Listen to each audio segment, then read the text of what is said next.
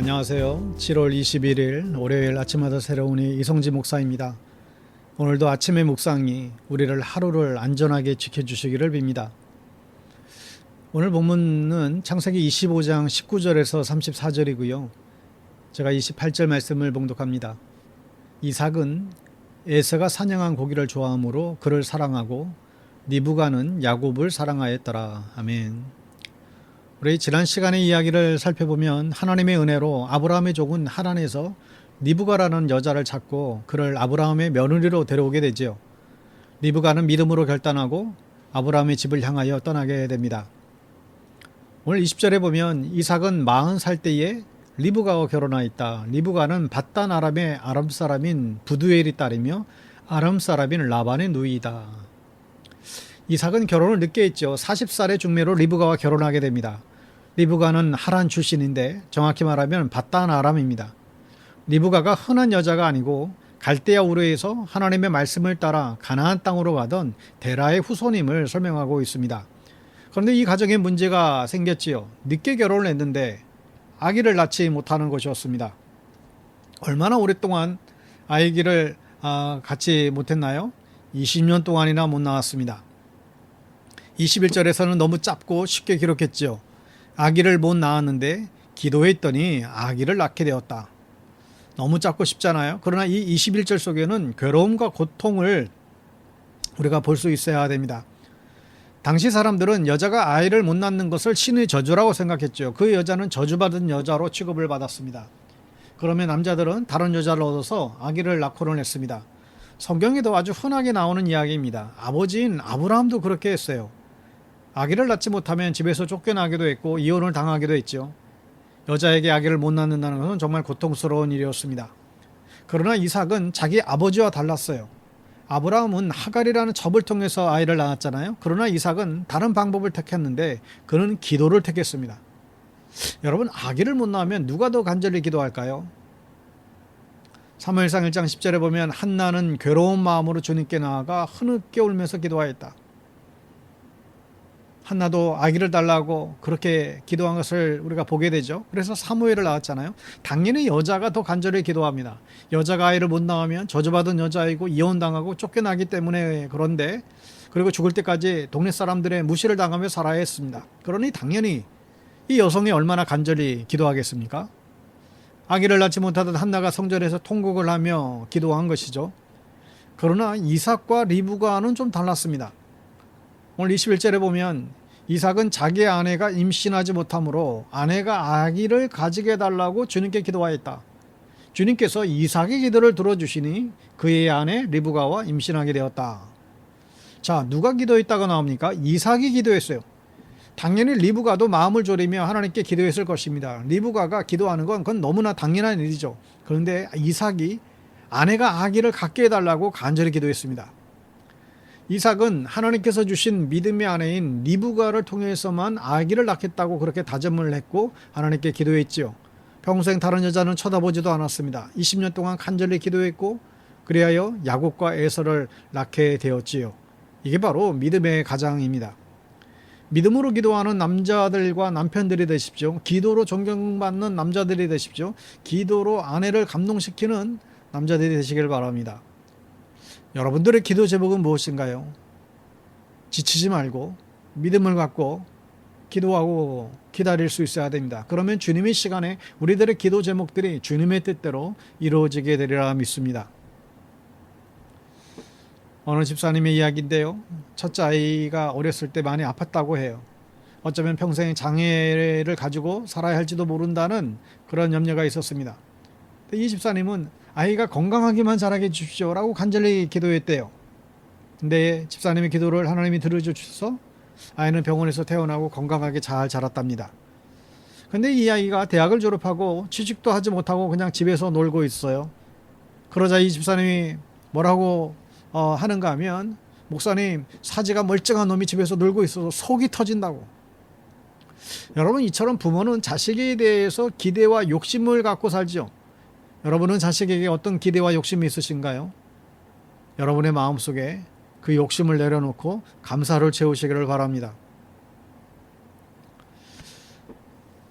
오늘 22절에 그런데 리브가가 임신을 했습니다. 당시에는 뭐 초음파 기계가 없었기에 쌍둥이인지도 몰랐어요. 배가 너무 크고 너무 무거워 너무 힘들어했죠. 이러다가 죽을지도 모르겠다는 생각이 들어 그래서 하나님께 기도를 합니다. 여러분, 리브가처럼 우리의 삶에 괴로운 일이 있으면 주님께 기도하러 나와야 합니다. 그러자 하나님께서 대답해 주시기를 일단 쌍둥이가 내 뱃속에 있다며, 그리고 그래서 네가 힘든 거라고, 그리고 그 두 아이를 통해서 두 민족이 나올 것이라고 말씀을 해줍니다. 여러분, 그 두 민족이 어떤 민족입니까? 형 에서를 통해서 에돔이라는 민족이 생겨났죠. 동생인 야곱을 통해서 이스라엘이라는 민족이 생겨났습니다. 어느 민족이 더 큰 민족일까요? 당연히 이스라엘이 훨씬 더 큰 민족이 되었습니다. 25절에 먼저 나온 아이는 살결이 붉은 데다가 온몸이 털투성이어서 이름을 에서라고 하였다. 먼저 형이 태어났죠. 에서라는 말의 뜻은 털이 많다라는 뜻이에요. 첫째는 머리카락도 많고 몸에 털이 많은 아이가 태어났습니다. 서양 사람들은 몸에 털이 많은 사람들이죠. 이어서 동생이 나오는데 이 동생은 참 별난 아이로 태어났어요. 이 아이는 첫째가 나올 때 첫째의 발을 붙잡고 나왔어요. 이 아이가 무슨 생각을 하고 그런지 모르겠지만 아마도 자기가 형이 되고 싶었던 모양인 것 같아요. 그래서 이름을 야곱, 뒷발꿈치를 잡은 자라는 이름을 지었습니다. 이 두 아이는 성격도 정말 달랐어요. 그래서 이 둘은 완전히 다른 모습으로 자랍니다. 에서는 몸이 아주 날렵했습니다. 그래서 사냥꾼이 되었고 사냥을 아주 잘했어요. 반대로 야곱은 완전히 정반대로 집돌이였습니다. 차분하게 집을 떠나지 않았습니다. 야곱의 취미는 요리하는 일이었고 그 중에 팥죽을 아주 잘 끓였지요. 형제인데 이렇게 쌍둥이인데도 이렇게 달랐어요. 이런 형제들을 부모님이 편애하십니다. 63절에 보면 이삭이 저물 때에 들에 나가 묵상하다가 눈을 들어보매 낙타들이 오는지라. 이삭이 자기 아내 리브가를 처음 만난 모습이에요. 이삭은 들에 나가서 사냥을 하지 않았습니다. 그는 너무나 조용한 사람이라서 들에서 혼자 걸으면 묵상을 하고 있었다고 해요. 이삭은 싸움을 싫어했습니다. 이삭은 우물을 아주 잘 팠는데, 그런데 우물만 팠는 동네 사람들이 와서 우리 땅에서 나는 우물이니 우리 것이라고 싸움을 걸어왔어요. 그때마다 이삭은 절대 싸우지려 하지 않고 그 우물을 동네 사람들에게 주고 또 자기는 다른 곳에 가서 우물을 파는 그런 사람입니다. 절대로 싸우지 않고 절대로 적을 만들지 않았어요. 이삭은 정말 조용한 사람이었습니다. 이삭의 아내 리브가의 성격은 어땠을까요? 리브가는 아주 여장부 성격이 아주 강했지요. 리브가는 지난 시간에 말씀드린 것처럼 낙타 10마리에 800리터나 되는 물을 혼자서 떠먹이는 사람이었어요. 힘이 아주 좋은 여자였습니다. 게다가 결단력도 대단했죠. 야곱과 에서가 문제가 생기자 리브가는 바로 야곱을 도망가게 하죠. 그리고 야곱이 위험해질까 봐 평생 안 만나요. 자, 그러면 이 이삭과 비슷한 성격이 누구입니까? 야곱이죠. 리브가와 비슷한 성격은 에서예요. 그런데 이 둘은 서로 반대를 좋아합니다. 이삭은 에서를 좋아하고 리브가는 야곱을 좋아합니다. 왜 이럴까요? 이삭은 자신의 성격에 마음에 들지 않았어요. 맨날 남에게 양보하고 싸움만 하지 못하는 자신이 너무 한심하게 느꼈던 것이죠. 남자는 에서 같은 남자가 진짜 남자고 에서 같은 사람이 자신의 후계자가 되어야 된다고 그렇게 생각을 했습니다. 반대로 리브가는 야곱을 좋아합니다. 야곱은 딸 같은 아들이었어요. 엄마가 요리하고 있으면 야곱은 그 옆에서 요리를 도우며 요리를 배웠어요. 엄마의 말친구가 되었지요. 왜 이처럼 반대인 성격을 좋아할까요?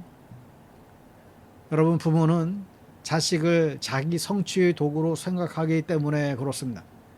내가 못한 것을 자식이 채워주기를 바라요. 내가 못 이룬 꿈을 자식이 이루어주기를 바라죠. 그러나 분명히 알아야 될 사실이 있습니다. 하나님께서는 이미 야곱을 통해서 이스라엘이라는 나라가 세워질 것이라고 계획을 세우셨습니다. 아무리 이삭이 에서를 후계자로 세우려고 해도 소용이 없는 일이었지요. 하나님께서 내 자식에게 이미 정해주신 길이 있습니다. 하나님께서 내 자식에게 잘하는 것을 이미 심어 주셨어요. 근데 그걸 바꾸려고 하면 안 된다는 거예요.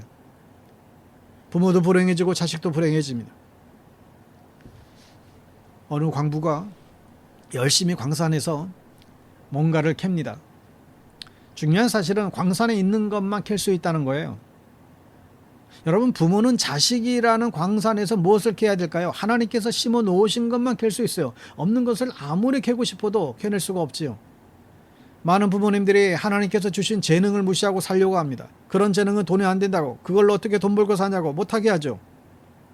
돈 잘 버는 다른 전공을 택하고 다른 직업 갖고 살라고 강요합니다. 그러나 그렇게 되면 모두가 불행해집니다. 여러분, 아이들이 안 가르쳐도 좋아하고 안 가르쳐도 잘하는 것이 있나요? 하나님께서 그 아이에게 주신 재능이에요. 싫어도 그 은사대로 키우는 것이 아이들의 행복을 위해서 바른 길이죠. 부모는 하나님께서 우리 아이들에게 주신 달란트를 잘 찾아주는 광부 같은 사람이 되어야 됩니다. 하나님께서 안 주신 달란트를 받을 수는 없습니다. 여러분, 가족을 향한 욕심을 버리십시오. 하나님께서 주신 가족들을 그냥 그 모습 그대로 사랑하시기 바랍니다. 그리고 그 가족을 주신 하나님께 감사하며 욕심을 버리고 그렇게 감사하며 살 수 있게 되기를 간절히 바랍니다. 오늘 하루도 하나님 안에서 승리하는 귀한 하루가 되시기를 간절히 축복합니다. 샬롬.